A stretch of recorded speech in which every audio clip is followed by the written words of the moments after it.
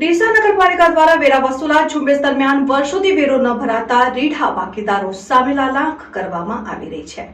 જેમાં ડીસાના ગાયત્રી મંદિર સામે આવેલા પુષ્પમ ફ્લેટમાં રહેતા પરિવારો દ્વારા છેલ્લા 5 વર્ષથી વેરો ન ભરાતા પાલિકા દ્વારા ફ્લેટનું મુખ્ય નળ કનેક્શન કાપી નાખવામાં આવતા રહીશોમાં દોડધામ મચી। ડીસા નગરપાલિકા દ્વારા વેરા વસૂલાત ઝુંબેશ દરમિયાન વર્ષોથી વેરો ન ભરાતા રીઢા બાકીદારો સામે લાલાંક કરવામાં આવી રહી છે। તેમાં ડીસાના ગાયત્રી મંદિર સામે આવેલ પુષ્પમ ફ્લેટમાં રહેતા પરિવારો દ્વારા છેલ્લા 5 વર્ષથી વેરો ન ભરતા પાલિકા દ્વારા ફ્લેટનું મુખ્ય નળ કનેક્શન કાપી નાખવામાં આવતા રહીશોમાં દોડધામ મચી છે।